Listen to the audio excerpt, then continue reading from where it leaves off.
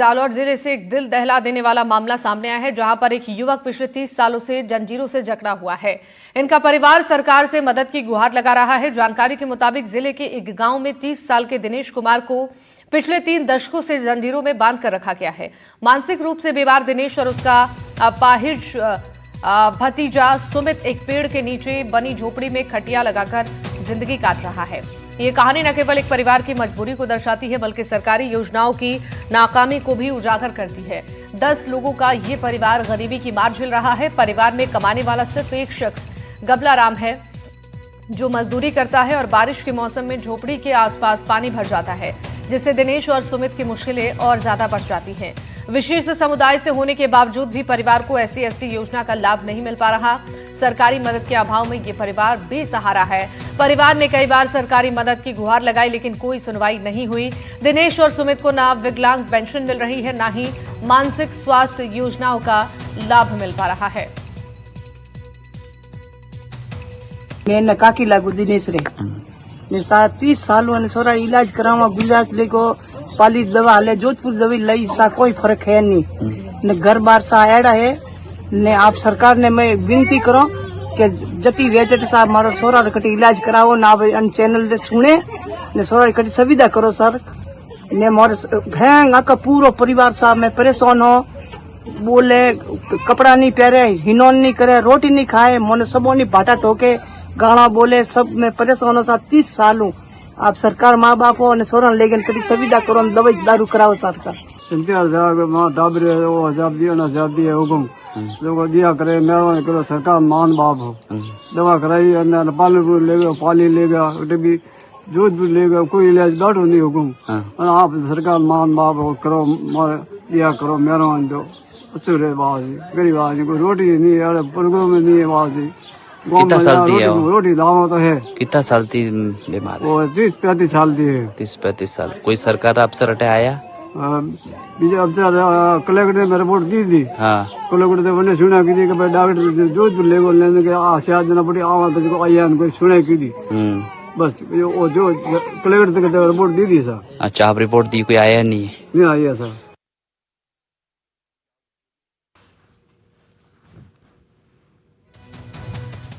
तो परिवार ने सरकार से मदद की गुहार लगाई है। दरअसल 30 सालों से जंजीरों में बंधा हुआ है ये युवक, मानसिक रूप से बीमार है। बदहाली में जीने को ये पूरा परिवार मजबूर है। 30 सालों की जंजीरों में जिंदगी जकड़ी हुई है।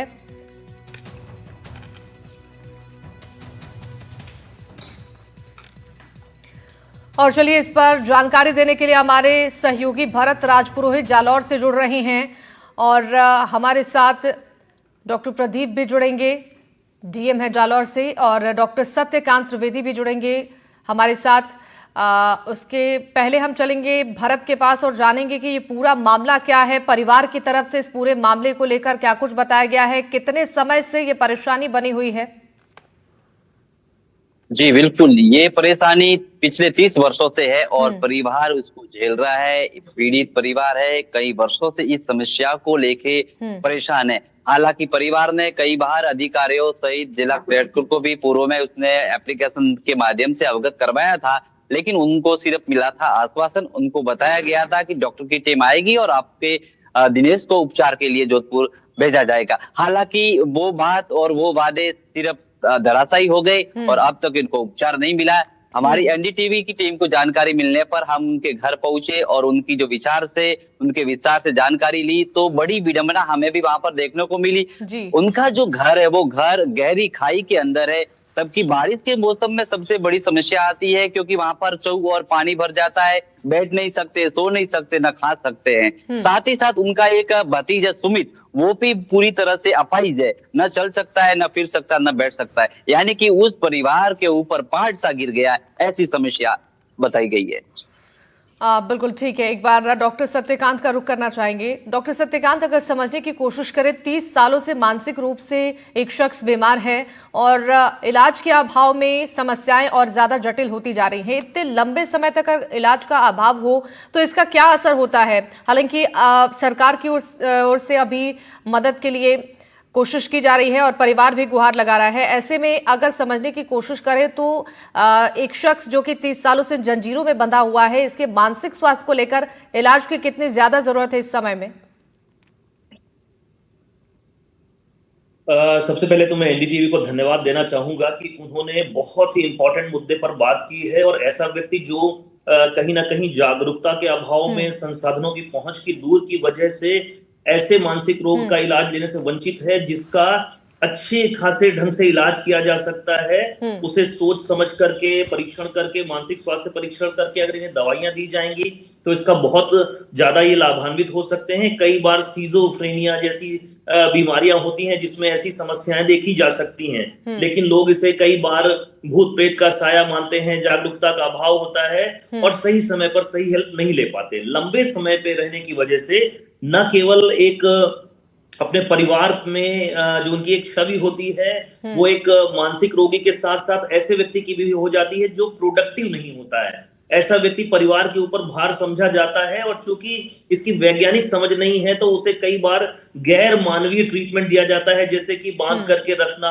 और उसे खाना नहीं देना या उसे अपशब्दों से नवाजना, मारना पीटना भी कई बार शामिल होता है। और आप देखिए जिस तरीके से दिखाई दे रहे हैं, इसमें हम बहुत आसानी से समझ सकते हैं कि सेल्फ केयर का भी काफी अभाव है।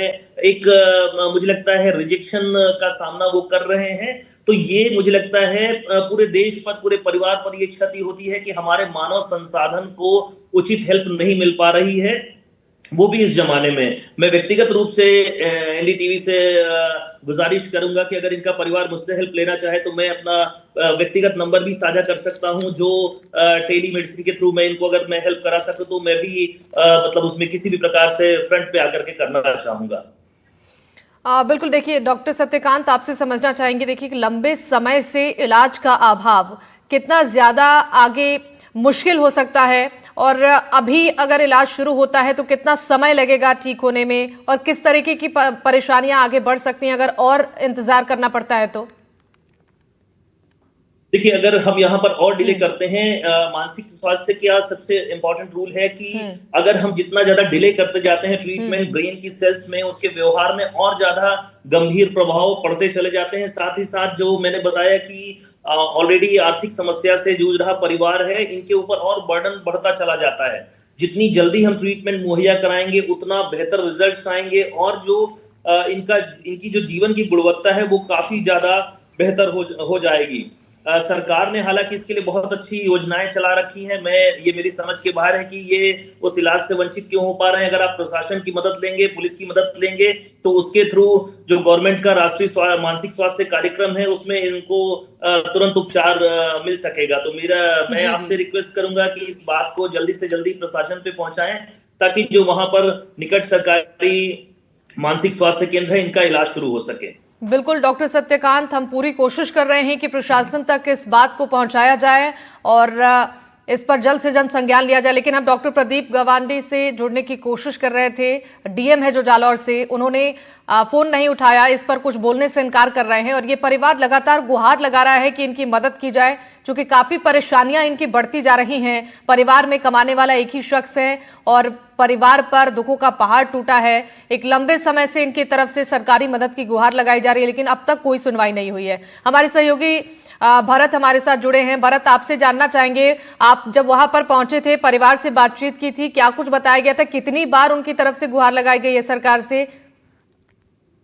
बिल्कुल, उन्होंने कई बार ग्राम पंचायत से लेके जिला कलेक्टर तक उन्होंने गुहार लगाई और हाल ही में 2 वर्ष पूर्व की बात उन्होंने बताई कि 2 वर्ष पूर्व में जिला कलेक्टर मुख्यालय पहुंचे और उनको अवगत भी करवाया कि मेरी स्थिति काफी गंभीर है, आर्थिक स्थिति से मैं कमजोर हूँ और मेरे बच्चे की स्थिति यह है, इसलिए सरकार महाबाप है। यानी कि इतनी विडंबना से वो बोले। ये सबसे बड़ी बात ये है कि माँ बाप कहते हुए सरकार से बड़ी गुहार लगाई कि मेरे पुत्र का इलाज करवाया जाए, लेकिन उसके बाद से अब तक उनके पास न कोई चिकित्सा अधिकारी पहुंचे, न अन्य विभाग से वहां पर कोई सरकारी नुमाइंदे पहुंचे। बिल्कुल, पूरी कोशिश एनडीटीवी राजस्थान की टीम भी कर रही है कि इस मामले पर प्रशासन की ओर से जल्द संज्ञान लिया जाए।